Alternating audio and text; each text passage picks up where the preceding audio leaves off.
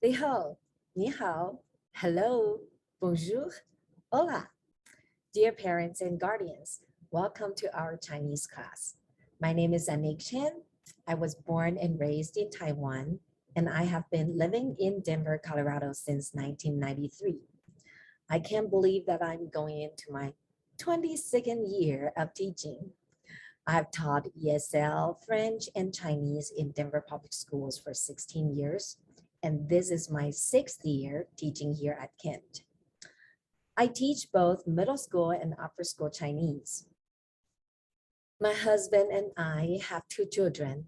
My son, Ethan, is a sophomore at Georgia Tech, majoring in mechanical engineering. But this semester, he's studying abroad in France, as you can see in the picture. I'm so glad that he gets to use his French. And my daughter, Ashley, is a senior this year here at Kent. And obviously, you can tell that she loves playing volleyball.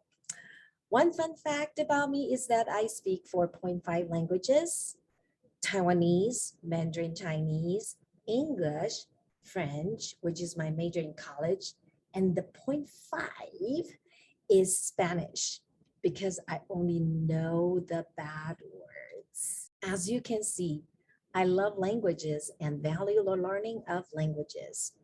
Here, I would like to show you some findings that were published by ACTFL, which stands for American Council on the Teaching of Foreign Languages in 2019. We all know that there are so many benefits of learning a second language or even third one. Business thrive on the diversity of ideas created by multicultural workforce. Multicultural awareness is an essential soft skill in work as well as life, and it goes beyond office culture to economic benefits. As you may know, Chinese is the most widely spoken language by native speakers. Nearly 1 in every 6 people in the world speaks Chinese. And China is the second largest economy in the world and is widely regarded as the potential biggest global market in the 21st century. Therefore, business leaders are looking for people who can speak Chinese and operate successfully in a Chinese cultural context. Now, let's take a look at this chart. This is why Chinese language speakers are high in demand for employers with both domestic and international business. In addition, proficient speakers of Chinese will find jobs in various fields such as government, international relations, information technology, tourism, education, translation, and much more. As to the textbooks that we are using this year, Chinese 1A class, mainly our 6th graders, we are using Easy Steps to Chinese Volume 1. So please make sure that your child has the books that we need for the class. If your child is a returning student, you probably have already noticed that he or she have been using world language games to practice and to assess his skills or her skills in Chinese. If your student is new to Ken Denver's Chinese program, please allow me to introduce you to world language games, the super tool for your student. Many of you may not speak Chinese, and you are probably worried that you don't know what you can do to support your child's learning in Chinese. I spend a lot of time uploading most of the content from our textbooks to world language games. The data includes vocabulary, sentences, dialogues, and stories from Chinese 1A class. And for Chinese 1B and above, the data also includes grammar practice, listening comprehension, and extended reading materials. And now let's talk about the grading policy. The grading system that we are using this year is a form of proficiency-based grading. Proficiency-based grading emphasizes the mastery of a standard of performance rather than completion of an amount of work to receive a certain grade. That means A student's work is measured based on achievement on mastering the skills and materials being targeted. The grades are based on evidence from assessments and any other formal demonstration of material and or skills.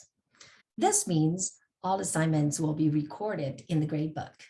However, only the assignments in purple right here will be counted toward the final grade.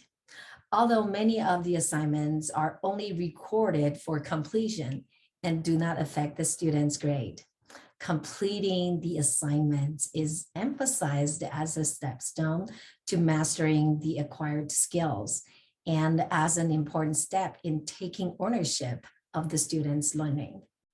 You may probably already notice that we rely on tests and quizzes, as well as personal interviews, skits, video recordings, cultural writing, and speaking. In our class, to allow more time for meaningful interaction and to make sure that students are prepared for our daily class, students are to complete their quizzes and tests and submit their test videos to Canvas prior to the class.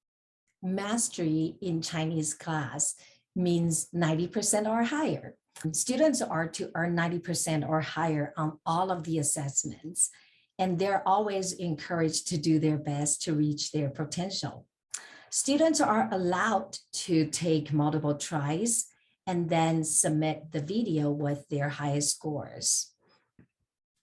Now, I have two exciting news for our upper school students. The first one is NSLI for youth. NSLI-Y provides overseas critical language study opportunities to American youth through merit-based scholarships to spark a lifetime interest in critical foreign languages. Luckily, Chinese is among the 8 languages that are identified as critical languages by the US government. This program is designed for high school students. As long as you are over the age of 14 by the time you travel, you will be eligible to apply. NSLI-Y program provides full scholarships to students. The scholarship covers the airfare, the lodging, the meal, the transportation, as well as the tuition fee.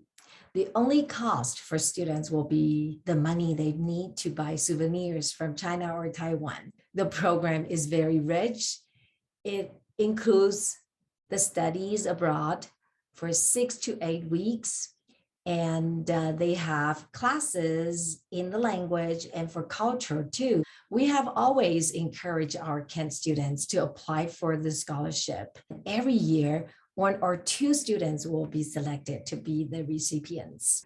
Students who have gone through the program always told us that this is a life-changing experience. I hope you can take some time to encourage your student to apply for this scholarship. To learn more about this program, please visit this website, www.nsliforyouth.org. The second exciting news for our upper school students is a field trip to New York City. It's the first week of spring break between March 19th to the 23rd. The reason that we are choosing New York City is because it has Flushing district. And people say that walking around downtown Flushing feels like a stroll in a city in China. By visiting Flushing, students will instantly immerse themselves into a pure native speaking environment in the so-called Mandarin town. And this enables students to dive into the biggest contemporary Chinese community life without leaving the United States. If you would like to learn more about this exciting trip, please see the link below this video. Parents and guardians, I can't thank you enough for supporting your child's journey to the global competence. Thank you for watching this video. Again, I'm thrilled to be your child's Chinese teacher this year. If you have any questions or concerns, please don't hesitate to reach out to me. 谢谢，再见。